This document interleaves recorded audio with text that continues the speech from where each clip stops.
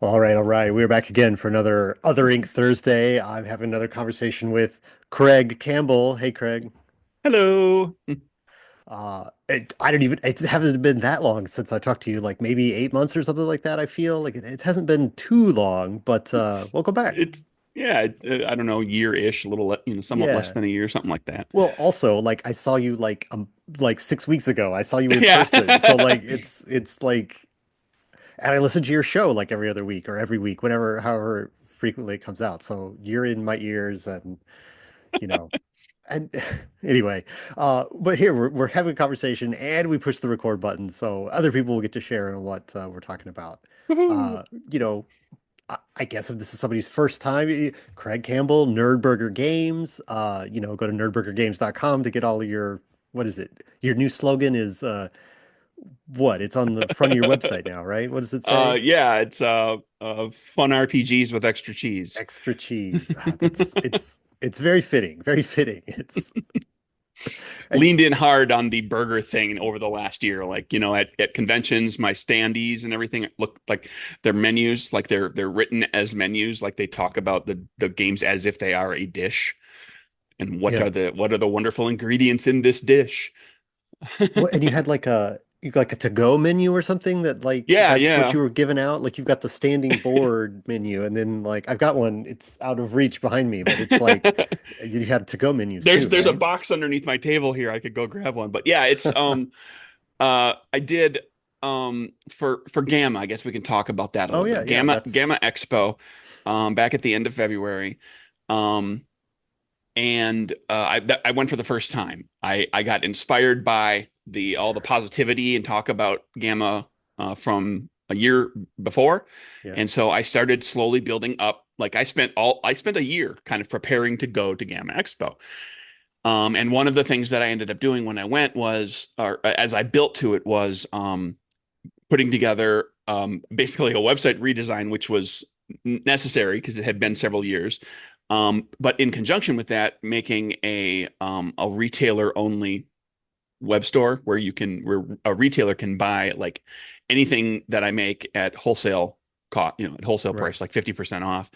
Um, because I was building toward going to Gamma, where I'm going to suddenly have access to Right. all these retailers, Right, right. and and to get to the point that Matt was making, I, leaning into this the restaurant thing a lot with Nerdburger, and the food angle. I had a trifold pamphlet, like a menu, like a delivery menu Yeah. made. I put that together. So like it's the Nerdburger delivery menu.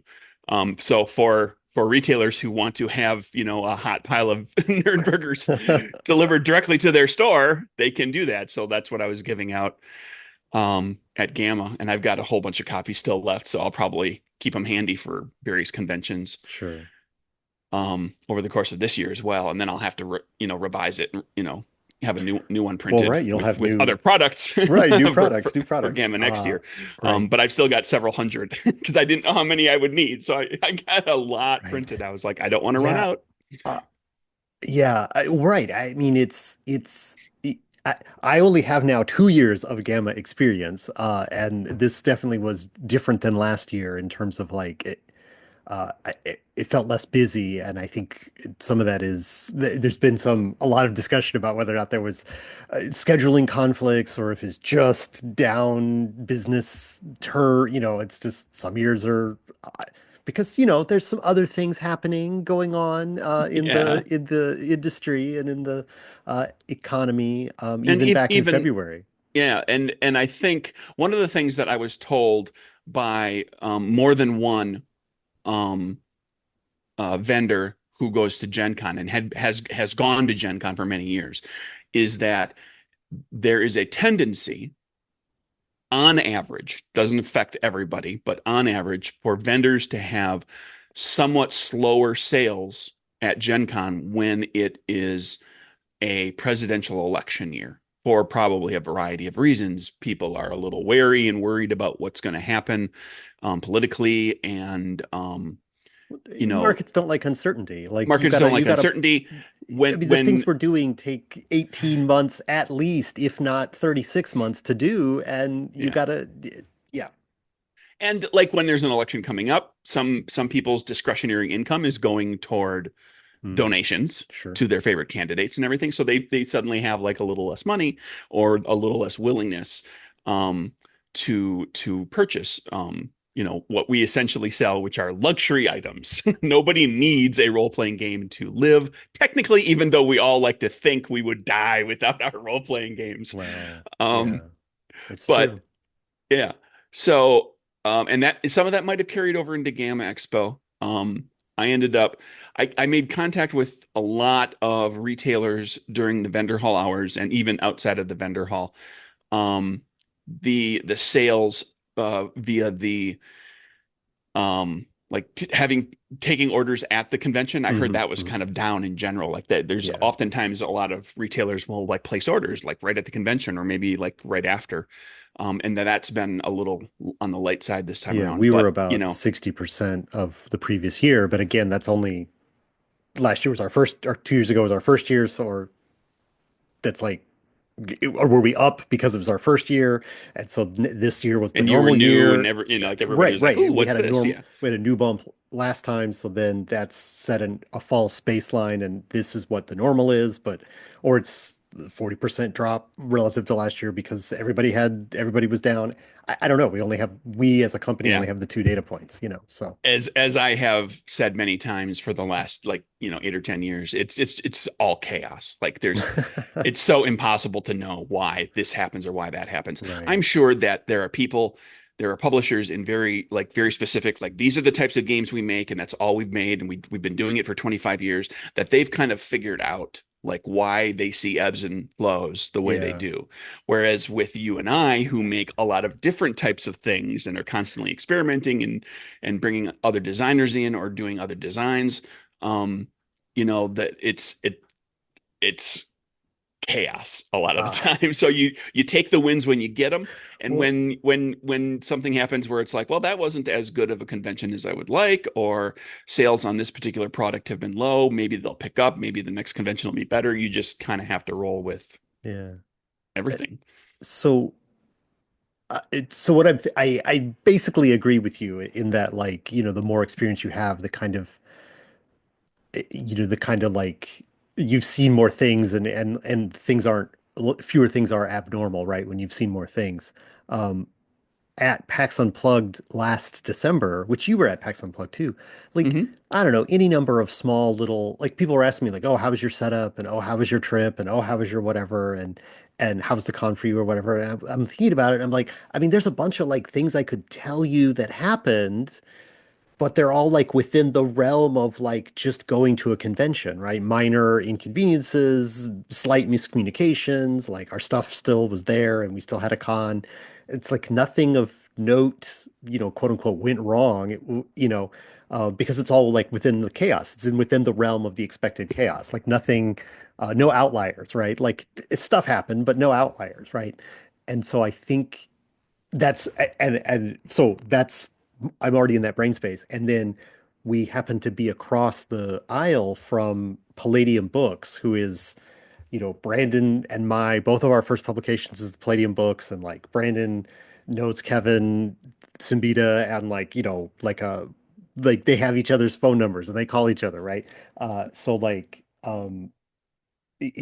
and so they were across the table from us. So like we were joshing with them throughout the con or whatever. But like they made like no comment. Like it's sort of like they're at the point in the industry, 25, 30. Like I mean they started doing stuff in like the 70s, right? So like they're very, very far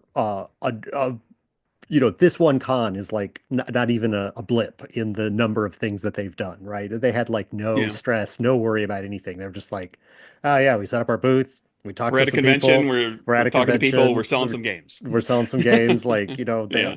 they'll see us. I mean, people took our brochures, they'll buy our games or they won't, like they were very chill. Kevin and the I don't know what his title is, but I think he's the editor on all the books, Wayne Smith. Anyway, they're they that I'm talking about.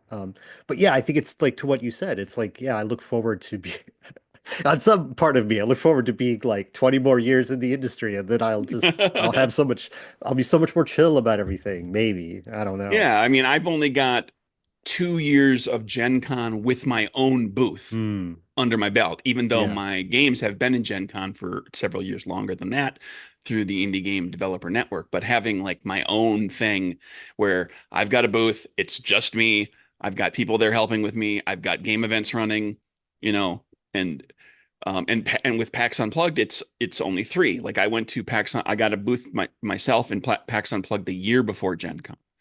Um, it's just how it all shook out. Mhm. And so like, yeah, I don't have I don't have 10, 12, 15 years of where I can look back and say, "Oh, here's the outlier. Here's the one weird year." To Yeah. me, it's just been kind of like every year is like, well, we're just it's there and it's always new and exciting and you hope that like maybe something's going to blow up and become super popular um or you're just going to suddenly, you're going to have a year where like all your events sell out as opposed to having a few events that don't go off or some light tables. Right.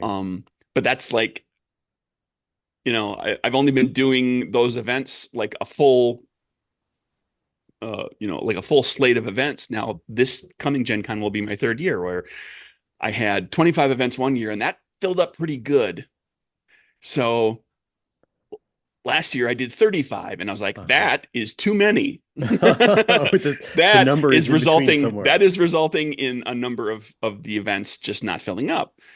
Because I think there's only so much audience that's looking for weird little niche indie games. Right. And there's a certain percentage of people that are going to go to Nerdburger Games events because they know Nerdburger Games and they want to go Hmm. play the games, maybe Hmm. because they don't get a chance to play them at home, and they own the games. So like this year, splitting the difference. This year it's 30. We're going to see like I'm slowly honing in on like what is the optimal number of events Right. that like I can cover with a reasonable number of GMs and there'll be plenty of them, but there won't be I don't run the risk of too many of them being you know un, unfilled, Yeah. not going off or having just too few players. Like ideally, you want the GM to be having a full table or close to a full table, even if Yeah. some of Yeah. the games can be played with just one or two players. Right. You don't, Because right. it You want, changes the dynamic and it makes it different for the player too. Because the player's coming to a table expecting to sit down with five other players and have well, that dynamic where they show up and there's only one other player. It's a right. very different game experience when you only have a couple people plus the GM. Well, and I mean, G, Gen Con is, I mean, the fees for the tickets for games are nominal fees and they are not necessarily the to make money, right? I think it's like the it's the buy-in, right? Like you bought a ticket for a game, then you're not just going to blow it off because it was a free thing. I think that's the the stated theory behind the charging for tickets at Gen Con. Um, but they are making money, like despite, like that money is going into Gen Con ultimately, right? Right. So they want a full table, and if you're not able to deliver full tables, that affects your rep with Gen Con and whether or not they accept your events. Like it's a whole, like you say, Yeah. there's lots of reasons. There's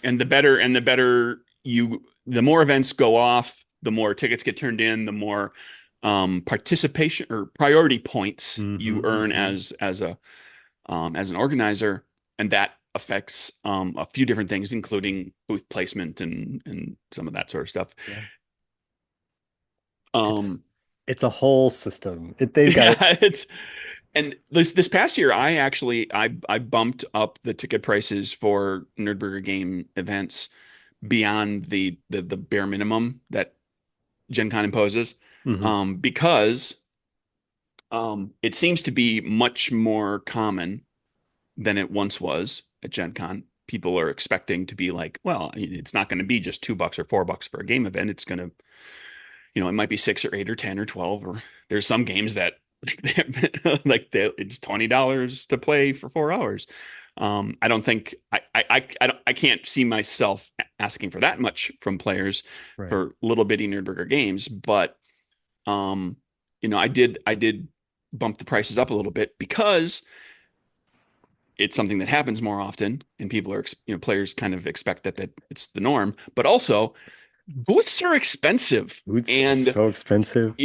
bringing home several $100s of ticket sale money helps to offset the costs of everything that you're doing with Yeah. covering the booth and providing stuff um to GMs and helpers and so forth, and whatever all of your sundry expenses are. And if Right, you want right, to know what right. those all are, you can go back to the previous time Matt and I talked. I know we got into like all the little stuff, how easy it is to just have like, if you got little freebies that you're giving away at your booth, that's the Oh thing you yeah. buy. You got to buy a new banner for the new game, and you want a new table runner with a different color, and like Yeah, yeah. there's There's so many little nickel and dime kind of expenses beyond just the booth, right.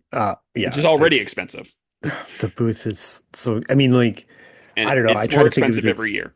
well, yeah, the prices will never go down.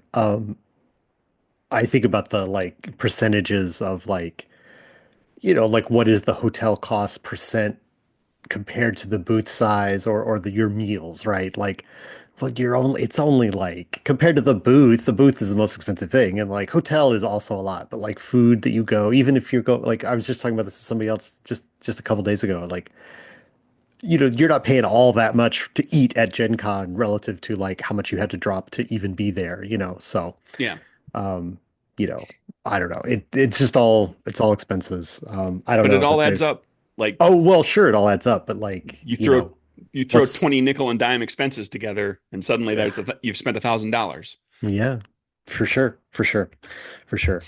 Uh I haven't mentioned cons, and you've already talking about Gen Con. I know that like it's like Gen Con it's sort of even past Gen Con planning season, right? I mean, you gotta get your events in early, right? I mean, Yeah, I mean, that's I'm basically like accommodations are handled. I haven't bought my plane ticket yet, but that's going to happen probably within a month. Just to hit the prime yeah. pricing time. I'm kind of in that smooth ride, hopefully, where it's just Well, like, okay, all the bulk of the planning and money has been spent, and it's just getting through the next several months to it and hoping that I right. don't like suddenly have a GM that has to drop out or something. Right. So what other events have you planned for the year for yourself for Nerdburger? Um, I'm going to Southern Fried Game Expo here in Atlanta in June. Um, I went to that pre-pandemic one time when when it got started. It was much smaller at the time. It started as a um like a pinball and stand-up arcade game kind of convention, like a Okay. very retro thing. Yeah, yeah, yeah. But over the course of the years, it's built up the tabletop side of things quite a lot, and it's like upwards of 10,000 attendees now. All right. That's Um, a that's and it's a local, right. so I That's can stay at home bonus. and eat at home. So Yeah. it's really just paying for my booth fee, which is, appropriately priced for a convention of that size, so it's not exorbitant.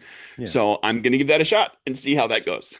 And then there's PAX Unplugged, um, as along with Gen Con, and there might be another little something in there at some point. Okay. But that's really about it. Like Yeah. GAMA Expo chewed up a lot of my vacation time Oh, for right, the right. year because that's a full week. Right. People So have I the have to balance all that sort of stuff out. sure. I think we probably talked about that too. I mean, it's a thing for sure. Like when you have like Oh, a day job, a day job. one thing that it's not 100% confirmed right now. I myself personally may or may not be at PAX Unplugged. I'm still working out the Mm. details. I'll have to have that pinned down by May. Um, but the booth will happen, I think. I've got somebody lined up that can run the booth in my stead if I'm not there. Hmm. Hmm. Whether the booth happens or not, that has to be decided by May. And actually, if you're listening to this, it's probably May. We're recording this in April, by the way, Yeah, everybody. yeah. Um, but I'm looking at the tentative plan is to rather than focus my and all of Nerdburger Games efforts on just like these four conventions, including GAMA, which is a trade show, um, is to spread the Nerdburger Games a little bit, where I may not be at some of the things. So like somebody might be running the booth for me at PAX Unplugged, and I'm going Hmm. to go to Gamehole Con in Wisconsin, and the tentative plan there is to just go and run games. I'm going to Yeah. go not to sit at a booth. I'm going to go and I'm going to run my games the whole convention and point people toward the Indie Game Developer Network booth where they can buy any of my games, Yeah. rather than spending the money and the extra effort and everything I was going to ask because I to thought have a I booth. remembered that you were planning Gamehole as well. So yeah, Yeah, Gamehole's that's the tentative plan right now. Like I've got a reservation, and I've got plenty of time at this point still if I need to decide, okay, maybe not this year. I can still, I can cancel my yeah, reservation, and there's no money that's committed that I can't get back. right. Yeah. Well, that'd be neat. I mean, we've been to Gamehole twice, and I mean, I know we've talked about it. You asked, I was among the people you surveyed for like your information. But yeah, I mean, I think it's fun, and people, it's a big, it's a lot of people playing games. I mean, there's a lot of game playing that happens at Gamehole. So it is. I think people will enjoy, and people enjoy all kinds of stuff. I mean, there seems to be a lot of uh, the sort of there's a healthy amount of people in any role play game space that are like interested in, they're dudes with big axes and smashing orc faces. There's like a certain percentage of that in role playing games, but then like it takes all kinds. I think they're always playing stuff. Kobold's Ate My Baby does really well at Gamehole Con, and uh I, Tristan Zimmerman, he was telling me about games that he's played that are just the wildest, historical contexts recapitulated as other things and Greek gods at war with each other. And like, I don't know. Yeah. So I think your games will do well at Gamehole is what I'm saying. I think you will find players at Gamehole is what I'm saying. So hopefully that'll be fun. Uh, yeah, so I don't know. I'm looking over here at my list of questions. Like, I don't know. We talked about the website, we talked about cons. Uh, so what is other than cons? Like, what are some big, this is I'm attempting to make a transition here. Like, what is some of the big things that you're planning for the year? It's Uh, a sweet that's a sweet segue there, Matt. I'm trying. It was not as smooth. It's even less Well, smooth when you stop and point it out. But but I love doing that because I like the meta stupid joke. Anyway, um the other two big things this year are, uh if all goes well, again, everything, you never know what might happen, but like Mm. I do have two Kickstarters planned. Um as of when you are listening to this, dear listener, it is probably live right now, which is the Kickstarter for Slay to Win, which is a card game. It's sort of a hybrid monster hunting slash kind of light role playing card game, that plays pretty quickly. So it's one of those. The idea is that it's something that you could play as a pickup game, like right before you have your regular campaign game, or you could, if the GM isn't prepped or can't make it or whatever, you can just play it a bit that night. You can play it at lunch. You can play it at a table at a convention easily. Like, everything's in the box. You don't need anything that's not in the box to play the game. It's all cards in the rule book. And so, um, knock on wood, hopefully it's doing well on Kickstarter right now. Right. I Um, think I think this may be you may have found this video by from the Kickstarter page. I think it'll be up just before it launches. So to give you the promotion. So sure. I make like a proper like a full pitch. Like what is like is it like are there character classes like somebody's playing like the sneaky one and somebody's playing the like dude with magic and somebody's playing the like lady with the big sword and you've got kind of abilities and then I mean is it like that or am I imagining I'm making up a game but is this the game that you have made up? Yeah, I mean, it's all card based. So, basically, um, the way it works is, like, within the box, there's two big stacks of cards, of, Hmm. like, regular poker size playing cards, and they are a bunch of different things. There you've got, when you to create a character, you draw a class card and a quality card, which is, a quality is basically like an adjective. So you could be like, a resourceful barbarian, Okay. And between those two cards, it'll define all of your abilities. And you've got four traits that are attack, defend, sense, and interact, and those are defined by the cards as well. And so when you will make trait checks in the game like you do in a role playing game.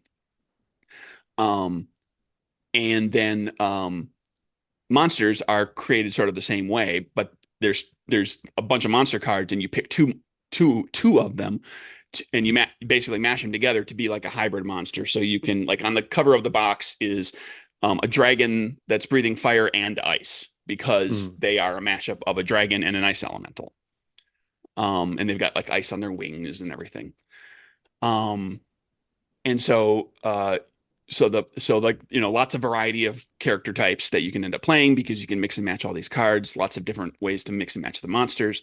Um, but it's built to kind of be a bit of a role-playing game because you've got a stack of what are called story cards. And when you play a given game, you draw or just come to a consensus on a story card, which gives you Act One, Act Two, and Act Three Okay. of a story. And each one has a each act has six possible scenes that happen in it, and you'll determine which ones you kind of do randomly. And you'll do two drama scenes followed by a combat, two drama scenes, combat, two drama scenes, combat, and that's your story. Okay. And each of the stories is kind of thematically its own thing. There's a dungeon crawl, there's a save the town, there's a clear the road, there's a, go to the enchanted glade, there's the underground delving, there's a gladiator arena kind of game story.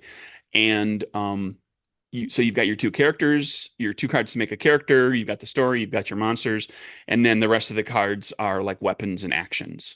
And so your character comes with a weapon kind of automatically, but you can gain additional weapons that have better damage or do special abilities or whatever. And then you have action cards that give you bonuses to combat stuff, or that give you bonuses to drama stuff, or that you can use to manipulate. You can like steal cards from people's hands, or Mm. bring a card back from the discard pile and that sort of thing.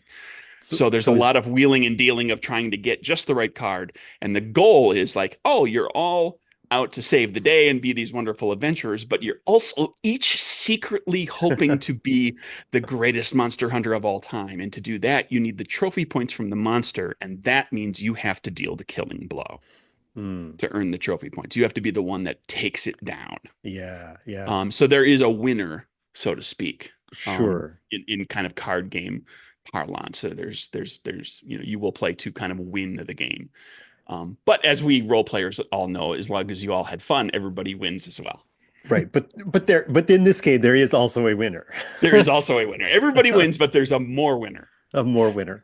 Uh, so is it like a is there you talk about the story beats, so are there like different piles for each scenario, or is it sort of like is it a big deck grinder situation where you've just got to get through the deck, or is there like this combat is going to have four cards in it and you flip them out, or is it like the combat is with a specific monster generated from the thing and That like it essentially sounds like that there's a you generate the monster, um, and the monster happens. And sometimes you're going to fight the monster and kill it. Sometimes you're going to fight the monster and it's going to run away, and then it's going to come back, and then you kill it mm, later, sort of thing. And different stories have different ways of doing things.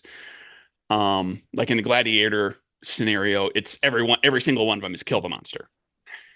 Um, makes sense. and then as far as like the weapon cards, you just as you draw cards, you'll draw weapon or action cards. Action cards go into your hand, so you have a hand of cards to be working with, and the weapon cards just you put into play right away for your character. And when your character is going to attack, you choose one weapon. That's the weapon that's armed, and so the Mm. special ability from that weapon, which sometimes like reduces damage to you because it protects you against a particular type of damage or something. Or That maybe monsters are weak to right that that the that's ice that's elemental is functioning weak to my for you. flaming sword. That's functioning for you. But like each round of combat, you could switch. Sure. You Yeah, could yeah. switch to different weapons. You could draw a new weapon and decide, oh, this one's better, so I'm going to use this one next time. It's one of those games where the weapon card deck and especially the action card deck will get cycled through a lot Mm, because mm. you'll be blowing through action cards to fill your hand and then play and then gain, and then you'll draw more as part of the rules. And every time you make a check, a trait check, like an attack check, you flip the top card of the action card. Every action card has a number 1 through 6 on the card, and that's all that's for is to mimic a d6. Okay. So you'll be rotating cards into the discard just in order to get that randomized Yeah. number, which then of course puts more cards into the discard. So you've got action cards in your hand that you can go to pull stuff out of the discard. So there's Right. a you'll cycle cards a lot. Like every time I play tested, like we would blow through the entire action deck once and then go through a chunk of it again in one game in like an Makes hour. sense. Yeah. Yeah. So how many? Okay. So you just said about an hour, which sounds with about with with right. a little bit of role play. Yeah, like if Yeah. if you if you do if you just kind of gloss over the role play stuff and just make some checks in order to figure out how many cards you get to draw during what would be the drama scenes, you can and if everybody knows the game really well, like you can play all your fights out in 20 minutes, like if you know it really well. Yeah. Yeah. But it's if you put a little role play into it, it's maybe an hour. So like, Yeah. and it was designed to be that way. It was kind of like this is something you could do over your lunch hour or like a 1 hour break between things at a convention or Right. And how many players will it handle? it works 2 to 5, but two is Okay. rough. Better at 3 to 5. Three to Kind of five. a typical, Yeah. typical range for a role playing party. Yeah. So it sounds so well. I mean, first of all, it sounds.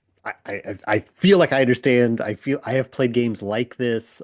So it's sort of it's a good idea. I've seen some of the art for it. I mean, it's going to look fun and uh, I like the modular monster. I didn't know that was how that part worked. That sounds fun. So I mean, this is going to be kind of the next. I think before we move into like kind of asking like all right, so this is exercising different muscles, right, from game design. But like I Yeah, want to and I want to talk about that. But I I what I was gonna the modularity, right? That's what I want to ask about. Like from like a businessy kind of thing. Like if this is a hot commodity, right? I mean, you could infinitely expand this, right? Like a whole new deck of adjectives for the monsters that are desert sure. themed, or that comes with 6 new characters and more. I mean, is that part of the goal of this? Is to be like to have something that can just make more cards, Well, I'm always wary to assume anything like that because I live in the niche game world where it's like I don't know how well the Sure, Kickstarter is going to do. It's only going sure, to get so big, and like then I fulfill that and I get some extra copies to sell over the course of the next few years. But yes, there's absolutely modularity to it. Like you could have a supplement deck that's like a single deck of cards that's like here's 10 more monsters and 5 more characters and 5 more qualities and 10 more weapons and yeah. And then those could be themed and I'm thinking about the path that like the original Descent took, and then they did the Descent Road to Legend, which was like let you actually level up your characters, and then you know they that was so good that then Descent Second Edition was basically just Descent Road to Legend as the actual game. Whatever. I mean, the sky's the limit, is what I'm saying. right. I left the option. I kind of built the game in such a way that the option is there, but I didn't dig deep into like what Hmm. supplement decks might look like outside of just like a cursory, like what I just described to you. Yeah. And they're like thematic. It could be thematic. You could literally be like, and here's one where it's all underwater. Yeah, yeah. I mean, I think that would be, because then you mix and match. And I'm thinking about like examples from things that were But popular and had a ton of expansions, like yeah, it was just in my brain and now it's gone again. A Small World. Small World had like, you know, a new army, right? Here's a box that has 4 more armies in it. Like add them into your box already, like, right. yeah. The plan is to like have that as available as an option, but I didn't want to spend the time to figure out like on any great level of depth W- what all this other stuff could be because if the y- Kickstarter just kind of barely does what it needs to do to get made, Right, then right. It's supplements are kind of off the table, and that was a whole bunch of time wasted. Where sure. like I gave enough thought to it in the core design to be able to do that Right. later. Okay. I mean that makes sense. That's very And that smart. was Like, and that was like stretching muscles that I have kind of used, but not really because card games have this is a whole different thing. Like well, right. I mean, I've made a bunch of different types of games, traditional games, solo games, GMless games, but like now it's like, no, I'm gonna like do a card game that's sort of also a role-playing game. So I've made the comment that like, every Kickstarter is a little bit of a gamble. This one's yeah. a really big gamble because it's so Well, different just in its format that but it right. might also, just because of its format, it might also be really great because there's the card game audience that isn't necessarily hardcore role-playing game people. So you're kind of hitting Hmm. potentially both audiences. Right. I mean, that's Fingers crossed. yeah, absolutely. Fingers crossed. Yeah, I mean, this is why Wet Ink has also like started to make more things other than just role-playing games because you go to these conventions and you see like how many board game publishers there are in the hall and you're like all of these, you know, all of these shoppers are here for board games. So like if they're at my table and I only have role-playing games, I can't sell anything to the shoppers who are shopping for board games. So it's like it's a conscious choice, right? From a Yeah. like to try and do from a business side for us about like adding board games as a thing that we're doing. And, I think we're in kind of a 2 to 3 year experimental phase to see if it's like a thing that's going to, work for us. And hopefully it does. We've funded two.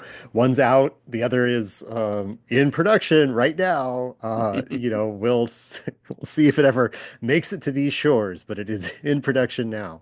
Um, uh, but it's so, but like it seems like it's more like a game design challenge. Like I know you because you have worked with other people, but you're very much like Nerdburger and Craig is I don't know, Bruce Wayne I and am Batman, right? It's like I am the Nerdburger, with the exception of one game I published for other people and two games I that are straight co-designs. right. Like the bulk of what I've published is, Yeah. largely So is entirely or very nearly entirely designed by me.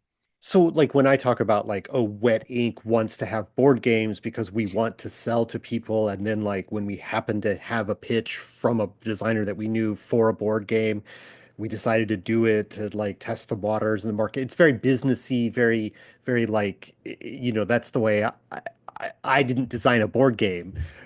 I met someone who was designing a board game and thought it was a good business decision. You are a different person and you're like, I want to design a board game. So like, No, I oh, don't. no? Nope. Well, Zero interest. a card Card game, game. Different not a beast. role. I meant not a role playing. If you're to Yeah. divide all of the games into role playing games and not role playing games, then a Yeah. card game that comes in a box is still a board game, even though it's a card game. Um, Right. but that's what I mean by the term. But like, it seems like it's more of a design curiosity for you. Not curiosity as in like a fluke, but like you were led creatively to try this thing out and you wanted to Yeah, yeah. see if you could design. So like what are some of the having gotten now to the point that you're about to launch the crowdfunding, like what are some of the itches that this design process scratched that maybe you weren't even necessarily aware of at the start? Like what looking back now that you've done it, what satisfied you about the process that why you Oh, kept going down the road? oh You know, boy. because Um, I think one of the things that I found most interesting and most fun about designing this is just the nature of the game. There's so many different cards. It's 114 poker cards, and the story cards are tarot sized. So there's 104, and there's a handful of those 114 are like little tracker cards and things that help you kind of help you play the game. But then, there's, upwards of 100 or so that are like text on a card. And most of them are unique. The only ones that aren't unique are the action cards. There's two of every action card. So in a 48 card action deck, there's still 24 different cards. And then every other type of card is unique. So when you're designing, and they all have like their own little rule thing. There's a core mechanic, but there's their own little rule thing. And like when you're designing, like, I guess my experience anyway has been that you've got all these little things, and it was literally like spitballing, like every idea, Mm. like, okay, let's make a whole big list of classic fantasy monsters, and then start going through and figuring out what their special abilities would be, and just this one has this, and this one has that, and this one has that. Whereas like in another game, I might be like, well, let's keep this list tighter and let's not necessarily explore a billion different things because um the game mechanics takes a lot more work. Whereas with the Mm. card game, the game mechanics are relatively simple. Um, there was a little iteration in trying to figure out what would work best, but it's much simpler set of mechanics than, for example, capers, which involves multiple flipping multiple cards and um Well, things have different. how many cards you get to flip, and They have the GM things and have the players have flip cards, and there's subs like subset rule systems, like where this was just like, I'm just like, start just every idea I can think of for like a cool action your character can do for combat and for hmm drama and for manipulation. And then I had to kind of whittle those all down. And on top of it, oh, I didn't even mention this too. Like there's this pairing thing that happens all the time. Like you pair two cards to be a Yeah, character, yeah. you pair two cards to be a monster. Every action card has two uses in Oh, addition to functioning as a D6. So there's like every action card on in the text box has like, here's a thing you can do, and then here's another thing that you can do, but it costs you a resource, or you can only use it in a certain circumstance.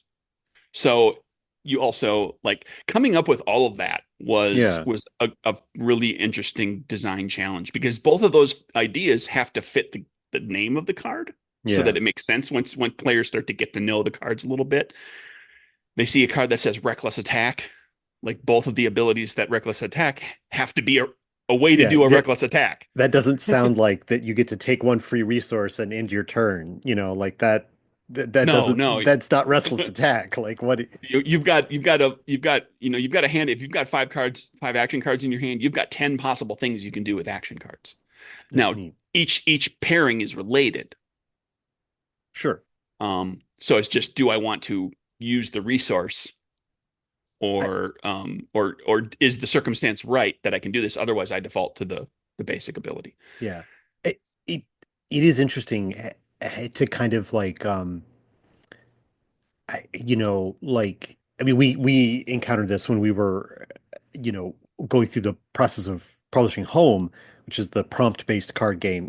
There's I mean it's like 240 cards or something like that, and they've got like substantial sentences on them, but that's still way less total text than like a role-playing game, and so I guess it's interesting. I'm just bringing that in as like my own sort of experience with this, but like it is sort of there's more possibilities because you don't have to write a stat block. It's just like a one sentence, right? It's like a special ability, right? So like by like reducing the size of the allowed text, you're sort of allowed to do more things in some ways. Is that sort of what you were saying? Yeah, to an extent. And then there's other things that happen too now that I get a chance to really kind of think about your question, which is, like in a role-playing game, you're going to write a stat block. That ability can be probably as long as you want it to be. You can write as many words as you want. On a Right. card, I've got to fit two abilities in the text box at the same font size. I've only got so many words Yeah. to get the point across. And on top of it, like, you can have this is a challenge I made for myself. I could have had some repetition, but I don't. Like, there's no word for word repetition other than like the two action cards that are actually the same card. So you've got 48 or 24 unique action cards with an ability on each one. Each one of those abilities is completely different from all the others. None of them are repeats. Like, all 10 of the characters have a special ability, and they all have to have a special ability that's thematic to the character, hmm that's cool and interesting and fun for the player, and they don't do the same thing or effectively the same thing as any other character, And it's as like, well as not the same thing as the quality card. right, right. Um, and all the monster special abilities, like, you could. again, you want them to be very unique, flavorful, but also not doing effectively the same thing as another monster has done. So I've got like there's a dragon and a demon, and they both, dragons and demons are both fire creatures. So they have a keyword that's fire, and it means their damage is fire, is a fire of the fire type. Yeah.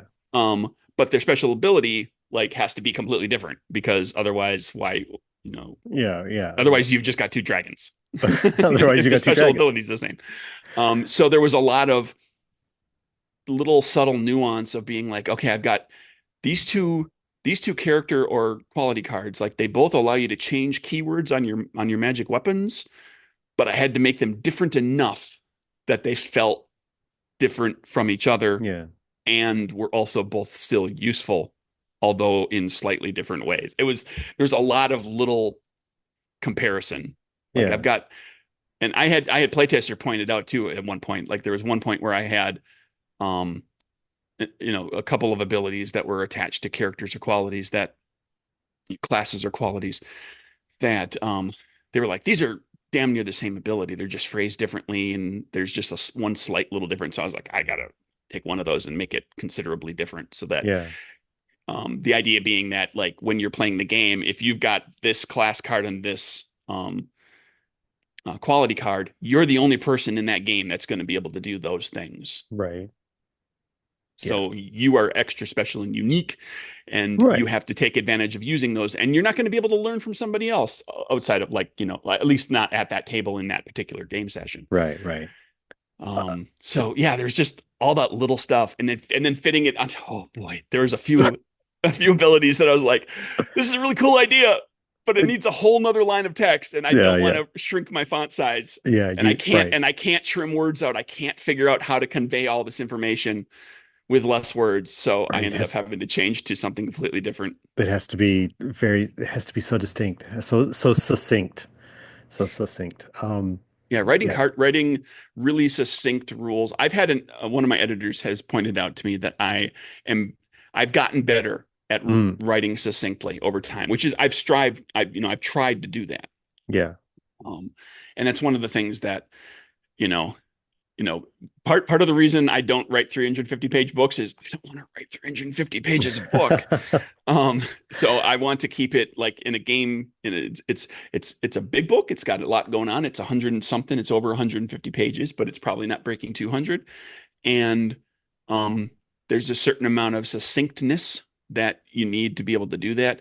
With role-playing games, there's a certain amount of trust you put in the reader to fill in the gaps. We always Yeah. talk about GM caveat. There's player caveat as well of just like filling in the gaps. If the rules don't tell you how to do this, you use the intent of the rules Right. elsewhere to Right. decide how this thing should work. In a card game, you can't. In a card game, it Yeah. needs to all be spelled out really succinctly. It is a very different thing. And it's so to write the rule book too, like the Oh instruction yeah. sheet, right, is such a different I was kind of so worried writing. about the rule book getting too long.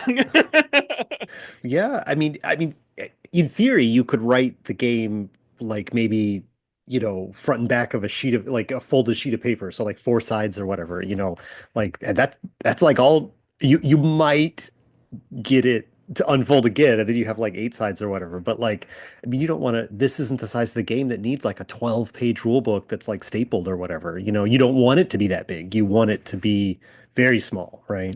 So I don't know. Maybe you do have a stapled, folded like. It's a little book. Like there a lot of card games nowadays, it seems to me tend to have like the fold up. It's a big sheet, Hmm. two-sided, but it folds down and fits in the box. Yeah. But because I was doing a game that is um intended to kind of cross the line a little bit into role-playing game, um, I wanted the rule booklet to be a booklet. Yeah. And I It, wanted to show on the Kickstarter page, you see a booklet in the yeah. box. There Yeah. is a booklet, and that subtly tells role playing gamers, oh, Hmm. this has got a book like a role playing game It has. is it is so weird because I mean we'd made the same choice with Home. It has a book. I mean, there's a lot to explain in Home about how to set up the deck and like the different things in there. And board game people look at it, and they're like, "This is too long for a rule book." And we're like, "Well, it's not really a board game. It's a role play game." But yeah, that is so. I don't know. Again, like it's been hovering over this whole conversation, like the things going on in the world in April of 2025. Like our books passe. You know, um, but like it is so wedded in my brain, like game is book, book is game, and I don't know. Maybe I'm too old-fashioned to live in a totally digital age, but like, um, I don't know. I like what you said there about like it's this. Hey, it's got a rule book, not a rule sheet. Yeah. It's a book. It's a game. And there were Um, there were a few other reasons I thought about that too, because like if you play at a table with five players, you're going to have a character and a quality card in front of you, multiple weapon cards. You're going to have a hand of cards in your deck. You're going to have multiple decks in the middle of the table. You're going to have the story card, the story deck that you're drawing from. You're going to have the monster deck, the monsters in the middle of the table. and Like you're going to have a lot of it cards on the takes up the table. table. Yeah, It's going to eat up the table with five players. And I'm like, and then you're going to put out like this big folded out page, double-sided sheet yeah. to pass 14 around by the table 24 to inches. pass around Yeah, the table if somebody needs to look at. I was like, no, I want a little booklet yeah. that can That's sit on the I table and I somebody can think just hand the booklet to somebody so I that think they're not it's not eating up table space. yeah. If you Otherwise, didn't. you're constantly folding it up and folding and unfolding Oh, it, well, of course, in that which too. case is going to mangle the sheet Right, over right. time. Um, and I think a rule booklet will probably withstand that a little bit better. I mean, it's saddle stitched with staples, so it's still going to be, Yeah. if you have the game long enough, you might murder the the rule booklet. Um, Well, then you could buy it again. Uh, yeah, I'm sure you could put out digital, a lot of times rules yeah, like a like digital rule book that you a can just digital rule download another book. one. Yeah, like yeah, just That's something download it. I've already talked. Yeah, that I'll talk to I've thought about it. I haven't talked to her yet about it, but at some point, yeah, I'll just have her produce the rule booklet. Um, just PDF it as PDF the pages as it would need to be in order to print it and saddle stitch staple stitch it. Oh yeah, yeah, yeah, It's yourself, or how you order the pages in a certain way on so that you can print that, cut it out, and staple it together yourself pretty easily. So yeah. you can do a replacement. Um, so yeah. So So there's just like all these little weird choices that you make. It's right, like, and well, it's a little bit analogous to choices you make as far as like the size of the book for a mm, game. Like there's 8.5 by 11 books for role playing games are kind of seen in a certain light. Six by yeah, nine books are seen in a certain light. yeah. Um, It's for sure, for sure. Uh, what else about like because we're talking about like production now, like a little bit. Like, is there anything else? I mean, we don't have like what's the like maybe the biggest because this is obviously all new, right? I mean, you've done decks of cards, you've done books, you've done hardcover books, you've done all kinds of stuff, I know. But like I'm sure there's still something you had to learn about how to make a deck of cards as from like a what files do I need? Who makes who actually produces them? I'm sure there was all kinds of new learning. What's maybe some thing you find interesting about like having done that process too, about like costing and layout and for a deck of cards. so Box many, design, like so many tweaks, so many moving parts. mm, Every deck of cards with its unique back, and every card face is unique, and like how the information is presented needs to be templatized, made into a mm, template, so you got like and so that it works for every card, you know um and part of that is like the size of the text box for how much text you can fit on an action card, but then there's also like you got a little box that you put the name of the card in, where does the name of the card go? Well, in most of the cards, the name of the card can go wherever I decide looks cool.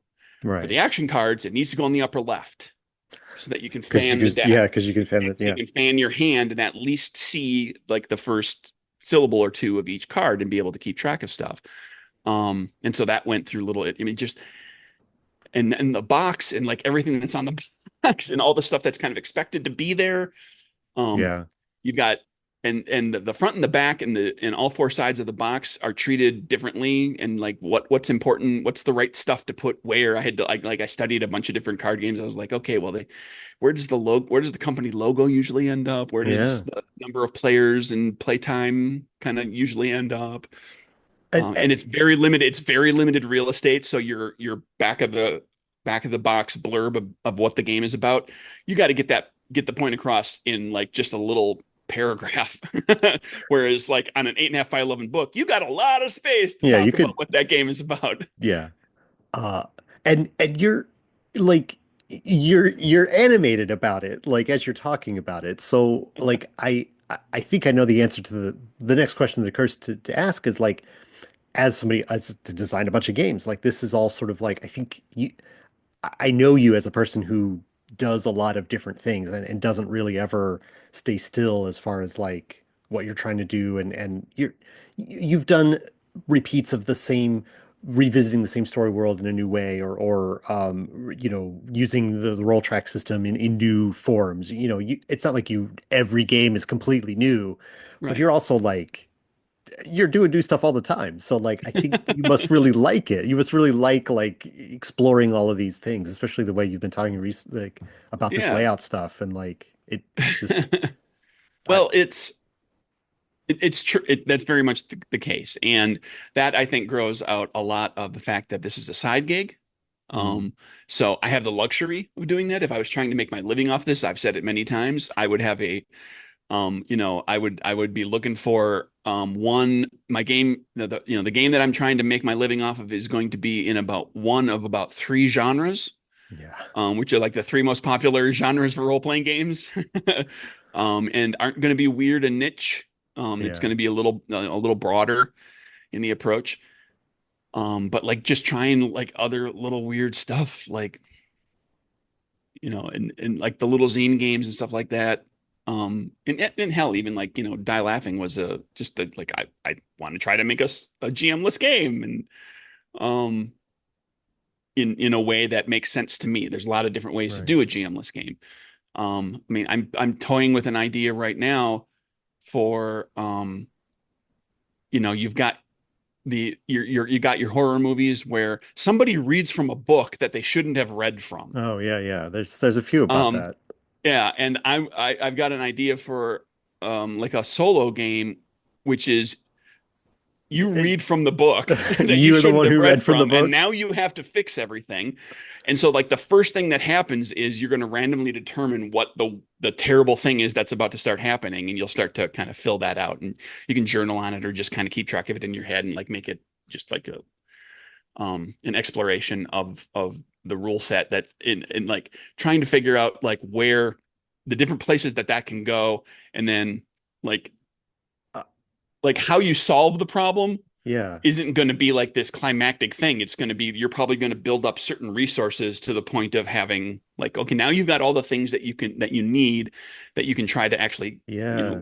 I, stop the evil from happening, and then you might have some checks or some resources, checks to make or resources that you have to spend in order to do it. And then you kind of craft the ending of your story. yeah. That's just an initial idea. I don't know what it is, but I literally Well, want it to be like, I want this game to be something where like it's a solo game. You open up and the first thing is the first line is something akin to you read aloud from the book you read aloud from the book you found buried in your backyard or yeah, something yeah, like yeah, that, right? yeah. And Or like now it just says do not we are off to the races, and like now you make a roll and you determine what the evil is that's going to start happening, and then you start having scenarios that you go through where the evil starts to manifest and it I mean escalates and it could be like it says do not open on the front of the book, and then you open it to initiate gameplay, you open it, and then it says like, oh, yeah. you opened it. It said not to open it.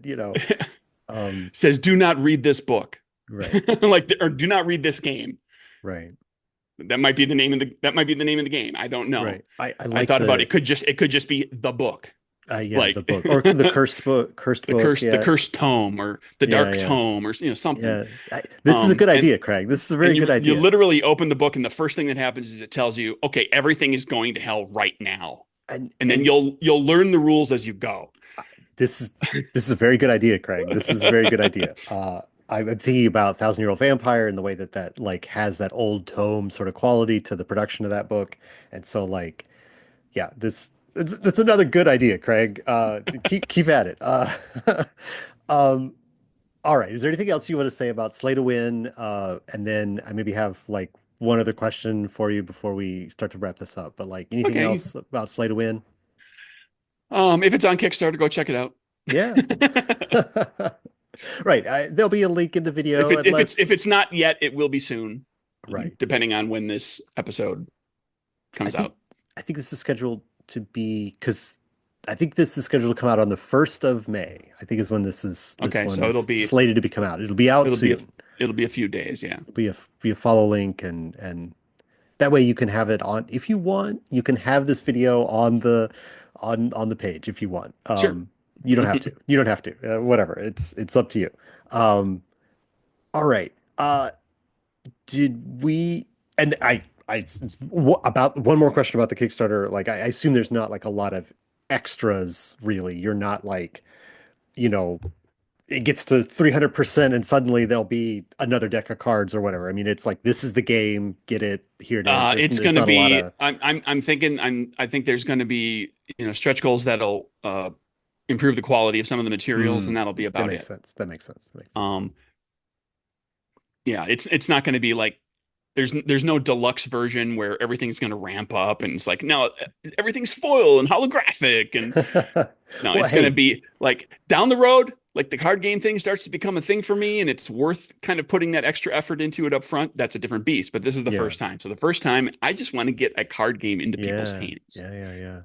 Do you have so like the question, like kind of the final question is like what are some so you've got this card game and you're kind of in the stages of like getting it out there and like you know but like are there other card games do you think I mean maybe it's too soon to know right but are there other card games that are now circulating in there in the mix of things that are think game designs you think about, you know, or is it because you were talking about the cursed book one, which is again a great idea. And I know you've got some other games. You got your wallpaper is for yet another game you're working on. So like these are more role-playing games. Your typical bread and butter for Nerdburger. So, but are there other card games now that you've done one? Is it like among the things you think about? There is one for sure. Yeah, cool.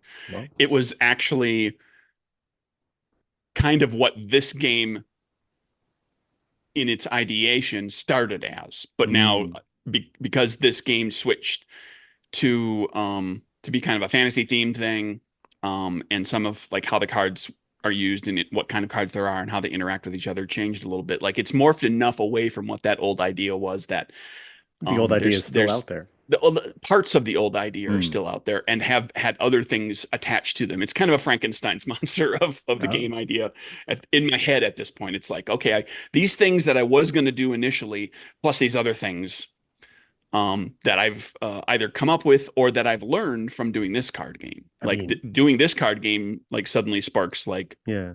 how you can do some of the things for another card game. Right. It's Frankenstein's monster of a card game. Like you're putting pieces together, like the quality and the you know the monster and the quality. Like I don't know. Well, There's something there. I've had a number of card game ideas over the years, and this is the first one that just actually went to fruition. Yeah. Well, it'll be So cool. We'll be looking. if this does well, it might open up a whole new avenue, and I might dust off some of those other ideas and figure out like if some of those things can actually become real. Yeah. Yeah. All right. Well, I think we're about at the time that we usually set for these things, so we don't want to keep going on and on. Although I'm sure we could. Uh, uh, Craig, where can people find you on the internet I mean, if they want to know more about Nerdburger, they want to hear about some of the stuff you talked about. We've mentioned capers, we've mentioned die laughing. Where can people get those? Where can you be found? I am Nerdburger Craig on various social medias. My website is nerdburgergames.com. It's a brand new website as of a few months ago. Um, and the games are at drivethrurpg.com. The really nice versions of the heart of the bigger books, like Capers in Good Strong Hands and Code Warriors, are also on the web store. And for those who are interested, they are the same price as the print on demand games. So like same money, better quality That's book, gonna last longer, better color, better paper. that's economies of scale, folks. Yep. That's how it works. All right. Well, I'll put links to those things in this this here description of this video as well, and people can find you there, or they can just listen to what you said and type it in their own search bar. All right. Thanks, Craig, so much for talking to me about Slay to Win and talking the industry stuff that we started the conversation with. So it's been a pleasure as always. I'll Yeah, thank you. It's been a yeah. lot of fun. I'll come Any, back eventually someday. any final thoughts you have to take us out with? I don't know. I want to make sure you said all that you wanted to say. I as we speak, I am Mm. down to like those last bits and pieces for Slay to Win. I've got like um the graphic designers making the final tweaks to layout. I'm double checking numbers and all that sort of stuff. And I'm in that spot on the game where I'm sure you've been, and I know a lot of other game designers are. Oh, I find this part of the game design to actually kind of be the hardest because you're so close to being done. yeah. Because there's nothing better than designing a game than having designed a game. I know Of like you mentioned this. having it be done and in the past, and you're so Yeah, proud of it yeah. and you're happy that it's out there. So that's where I'm at right now. I mean, there is like a like problem negotiation that happens at that final stage where you're like, "Ooh, that is wrong, but also maybe I don't care anymore, and Yeah. it'll be fine." You know, like If there's another final typo in there, there's another typo in there. right, like final Good point enough. like we've yeah, the project that we've been working on is like, there were page numbers on a page, and then in the next version, they were not on the page, and that was good. And then in a later version, they came back onto the page, and it was like, maybe it's fine. Maybe it's fine that they're there. Do I really want to go back and change it again? No, I don't. But I think we did take them out. Our graphic designer took them out. So anyway, yeah, it's very rough to get to the end. Every game is a triumph if you make it to the end because they're very hard to do. It's very hard to do anything, especially all the details in, like you were talking about, the different sides of the box and the different art on the cards. It's always a lot. It's always a lot. All right. Well, thanks for chatting me, and thanks for chatting with me, and thank you for all your inspiration to the people, to all the different things you do. So it's pretty amazing. I don't know about the people, but to me, you inspire me Okay, with Bill. how many things you do. I so and everyone who watched this Thank you for video, having me back. I appreciate it. yeah, it's always a pleasure. And everybody who watched this video, thanks for watching, and tell us what your combo would be. What monster do you want to see matched up with what quality in the give us some pairings in the comments for the inevitable second box of cards for Slay to Win. Slay to, Slay to Win 2, more slaying all the time. I don't know. Bye bye, Craig. Bye.